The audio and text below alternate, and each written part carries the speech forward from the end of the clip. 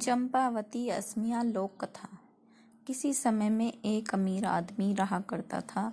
उसकी दो बीवियां थीं। बड़ी वाली लागी पसंदीदा थी और दूसरी छोटी लागी जिसे दूर कर दिया गया हो। दोनों बीवियों की एक एक बेटी थी। बड़ी बीवी को बार बार कहने और लड़ाई झगड़ा करने पर पति ने दूसरी बीवी और उसकी बेटी के रहने के लिए घर के पिछवाड़े में एक झोपड़ी बनवा दी। अलागी अपनी बेटी के साथ गरीबी में अपना जीवन गुजारने लगी। उसकी बेटी का नाम चंपावती था। एक दिन पिता ने चंपावती को आदेश दिया कि वह जाकर उसके धान के खेत की रखवाली करे। वह हर रोज एक ऊंचे स्थान पर बैठकर खेत की रखवाली करती और चिड़ियों को उड़ाती रहती थी। इसी तरह कई दिन गुजर गए। एक दिन धान की रखवाली करने के लिए जब वह उस ऊंचे स्थान पर चढ़ी तो उसने गाना गाना शुरू कर दिया। बटेरो, यहाँ से चली जाओ, मेरे धान को मत खाओ। उसके बदले में तुम्हें भुना हुआ चावल दूंगी। जब उसने ऐसा कहा तो जंगल में से किसी का जवाब आया, मैं तो धान खाऊंगा और चावल भी। मैं चंपावती से शादी करूंगा, उसे अपने घर ले जाऊंगा। यह सुनकर हैरानी से चंपावती ने इधर उधर देखा पर उसे वहां कोई नजर नहीं आया। शाम को घर लौटकर चंपावती ने अपनी माँ को सारी बात बताई। अगले ही दिन उसकी माँ भी उसके साथ खेतों पर गई कि क्या वास्तव में ऐसा हुआ था। उसकी माँ ने चंपावती को वही गाना गाने को कहा। जैसे ही उसने गाना गाया, जंगल से वही उत्तर आया। उसकी माँ को इतना आश्चर्य हुआ कि उसने चंपावती को फिर से गाना गाने को कहा और फिर वैसा ही जवाब उन्हें मिला। माँ और बेटी दोनों घर लौट आईं। अलागी ने इस बारे में अपने पति को बताया। तब अगले दिन वह अलागी चंपावती और कुछ पड़ोसियों के साथ खेत पर गया। जब चंपा से गाने को कहा गया तो उसने वैसा ही किया। फिर से वही जवाब आया। जवाब कौन दे रहा है यह जानने के लिए वे सब जंगल में गए पर वहां उन्हें कोई दिखाई नहीं दिया। उसके बाद चंपा के पिता ने जंगल की तरफ देखते हुए कहा, अगर तुम सच में चंपावती से शादी करना चाहते हो तो हमारे सामने आओ। मैं वादा करता हूँ कि उसके साथ तुम्हारी शादी कर दूंगा। यह सुनकर एक विशालकाय अजगर बाहर निकला। लोग उसे देखकर डर कर भागने लगे पर चंपा के पिता ने उन्हें समझाया कि डरे नहीं, यहीं रुके रहें। तो वे सब वापस आ गए। उसने अजगर को अपने घर आने का निमंत्रण दिया। अलागी और उसकी बेटी दोनों जोर जोर से रोने लगी। अलागी ने अपनी पति से विनती की वह चंपावती की शादी अजगर से न करें, पर लागी की सलाह पर उसने अजगर से चंपावती की शादी कर दी और अपनी पत्नी, बेटी को और दामाद के रहने के लिए एक नए घर की व्यवस्था भी कर दी। लागी यह सोचकर बहुत खुश हुई कि अब रात को अजगर चंपावती को निगल लेगा। अजगर को चंपावती के साथ एक ही कमरे में रखा गया। वह सोचकर कि अब वह उसे निगल लेगा, चंपावती ईश्वर से प्रार्थना करने लगी। अगली सुबह उसकी माँ घबराई हुई चंपावती के कमरे में गई तो देखा कि उसकी बेटी तो सोने के आभूषणों से सजी हुई है पर अजगर उसे कहीं दिखाई नहीं दिया। जब माँ ने बेटी को जगाया तो स्वयं को सोने के आभूषणों से सजी देख उसकी खुशी का ठिकाना न रहा। यह सोचकर कि अब तक तो अजगर चंपा को निगल गया होगा। जब पिता अपनी बड़ी पत्नी के साथ वहां आया तो उसने उसे सोने के आभूषणों से चमचमाते देख हैरान रह गया। यह देखकर लालची लागी और उसकी बहुत ईर्ष्या हुई और उसने अपने पति से जिद की वह उसकी बेटी के लिए भी अजगर को लेकर आए। तब वह बहुत सारे आदमियों को लेकर घने जंगल में अजगर को ढूंढने निकल गया। उन्हें एक अजगर मिला तो वह उसे घर ले आया। लागी ने भी अपनी बेटी की शादी उससे कर दी। चंपावती की तरह उसकी बेटी को भी अजगर के साथ सोने के लिए भेज दिया गया। लागी पूरी रात यह सोचकर खुश होती रही कि अब उसकी बेटी भी सोने के आभूषणों से लद जाएगी। सोने के बजाय वह पूरी रात उनके कमरे के बाहर ही बैठी रही। लेकिन अजगर ने तो पैरों की तरफ से उसकी बेटी को निगलना शुरू कर दिया। बेटी ने कमरे के अंदर से अपनी माँ से कहा, माँ, मेरे पाँव में गुदगुदी हो रही है। माँ ने बाहर से जवाब दिया, मेरी बच्ची, मेरा दामाद तुम्हें पाजेबों से सजा रहा है। धीरे धीरे अजगर उसकी कमर तक पहुंच गया। तब बेटी बोली, माँ, मेरी कमर में गुदगुदी हो रही है। माँ बोली, मेरी बच्ची, मेरा दामाद तुम्हें कमरबंद पहना रहा है। उसके बाद अजगर उसकी छाती तक पहुंच गया तो बेटी बोली, माँ, मेरी छाती में गुदगुदी हो रही है। माँ ने जवाब दिया, मेरी बच्ची, मेरा दामाद तुम्हें शॉल पहना रहा है। जब अजगर उसकी गर्दन तक पहुंचा तो वह बोली, माँ, मेरी गर्दन में गुदगुदी हो रही है। तो माँ बोली, मेरी बच्ची, मेरा दामाद तुम्हें गुदगुदी हो रही है। माँ मेरा बोली, मेरी दामाद बच्ची, तुम्हें मेरा दामाद मोतियों तुम्हें की लड़ियों से सजा रहा है। जब अजगर उसके सिर तक पहुंचा तो बेटी की आवाज अपनी आनी बंद हो गई। माँ ने सोचा कि आभूषण पाकर मेरी बेटी खुश हो गई है और सो गई है। यह सोचकर वह भी खुशी खुशी सोने चली गई। सुबह वह दौड़ी दौड़ी अपनी बेटी के पास आई, पर उसे वह कहीं दिखाई नहीं दी। अजगर बड़े आराम से वहां लेटा आराम कर रहा था। अलागी की बेटी को निगलने के बाद उसका पेट फूला हुआ था। यह देख उसे एहसास हुआ कि क्या हुआ है और वह दहाड़े मारकर रोने लगी। उसके रोने की आवाज़ सुन पति दौड़ा दौड़ा आया और पूछा कि क्या हुआ। जब उसे सच का पता चला तो वह सिर पकड़कर वहीं जमीन पर बैठ गया। अलागी और चंपावती भी रो रही थी। सारे गांव वालों ने पति पत्नी का बहुत मजाक उड़ाया और उनके लालच पर उन्हें धिक्कारा। सब लोगों ने मिलकर बेटी के शव को अजगर के पेट से बाहर निकाला और उसका दाह संस्कार कर दिया।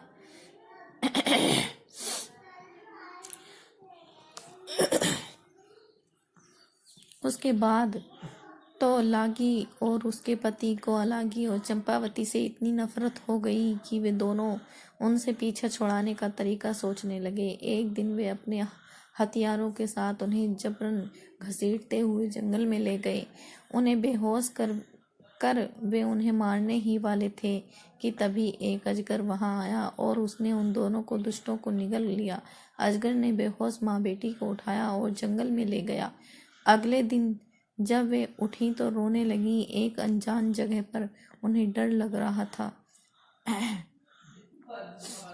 अजगर उन्हें दिलासा देते हुए बोला, तुम दोनों को चिंता करने की जरूरत नहीं है, मैं तुम्हें यहाँ लाया हूँ।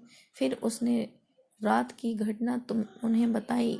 सच जानकर दोनों ने कृतज्ञता प्रकट की। उसके बाद से तीनों खुशी से जंगल में ही रहने लगे। कुछ दिनों बाद अलागी अचानक बीमार पड़ गई और उसकी मृत्यु हो गई। चंपावती अकेली रह गई। एक दिन जब अजगर बाहर गया हुआ था तब एक बूढ़ी स्त्री वहां आई। चंपावती ने लंबे समय से किसी मनुष्य को नहीं देखा था। उसने बहुत सम्मान के साथ उस स्त्री का स्वागत सत्कार किया। तब उस स्त्री ने उसकी सेवा से खुश होकर बताया, जो अजगर तुम्हारा पति है वह असल में एक देवता है। वह हर रात तुम सो गई हो या नहीं यह देखने के लिए तुम्हें चुटकी काटता है और फिर अपने अजगर का चोला उतारकर स्वर्ग में चला जाता है। वहां कुछ समय वह अन्य देवताओं के साथ व्यतीत करता है। अगर तुम अपने पति को देवता के रूप में देखना चाहती हो तो रात को सोने का नाटक करना, पर सोना मत। जब वह अपना चोला उतार स्वर्ग जाए तो तुम्हें उसके चोले को आग में जला देना। जैसा ही तुम उसका चोला जलाओगे उसे अपने बदन में जलन का एहसास होगा। तब तुम तुरंत पंखा कर देना और उसे आराम करने देना। जल्दी ही उसे नींद आ जाएगी। सुबह तुम उसे माला पहनाकर उसका अभिवादन करना। तुम्हारा पति ही है जो अजगर के रूप में तुम्हारे सामने आता है। यह बात सुन चंपावती की खुशी का ठिकाना न रहा। उसने उसे घड़ा भरकर सोना और चांदी दिया। उसने वैसा ही किया जैसा कि बूढ़ी स्त्री ने बताया था, और उसके बाद वे कई महीनों तक सुखमय जीवन बिताते रहे। एक दिन जब उसका पति घर में नहीं था, तब वही बूढ़ी स्त्री फिर आई। चंपावती ने उसका स्वागत करने के बाद उसके आने का कारण पूछा। वह चालाकी से बोली, मैं तो तुम्हारी भलाई के लिए ही यहाँ आई हूँ। कल दोपहर तुम अपने पति से एक ही थाली में अपने साथ खाना खाने के कहना। तब जब तुम दोनों एक साथ खाना खाओगे तो वह तुम्हारे आकर्षण में इतना बंध जाएगा कि फिर कभी एक भी पल के लिए तुमसे अलग नहीं होगा। जब तुम खाना खा लो तो उससे कहना कि तुमने उसके मुंह के अंदर बहुत सारे गाँवों को देखा है। तब तुम उससे पूरा मुंह खोलने के लिए कहना, ताकि पूरी दुनिया को तुम देख सको। वह तुमसे नाराज होगा और कहेगा कि तुम उसे या पूरी दुनिया में से किसी एक को चुन लो, पर तुम कहना कि तुम दुनिया को देखना चाहती हो। वह अपना मुंह खोलकर तुम्हें पूरी दुनिया दिखा देगा और फिर एक नदी में चला जाएगा। वह तुमसे कहेगा कि वह तुमसे अब वह 6 महीने बाद मिलेगा, पर उसकी बातों में मत आना। तुम नई नदी के तट पर बैठी रहना, कुछ क्षण बाद तुम उसे वापस आते देखोगी। यह सुनकर चंपावती ने पहले की ही तरह उस स्त्री को सोना चांदी देकर विदा किया। अपनी धूर्तता पर प्रसन्न होते हुए वह बूढ़ी स्त्री वहां से चली गई। अगले दिन चंपावती अपने पति के साथ एक ही थाली में खाना खाने बैठी।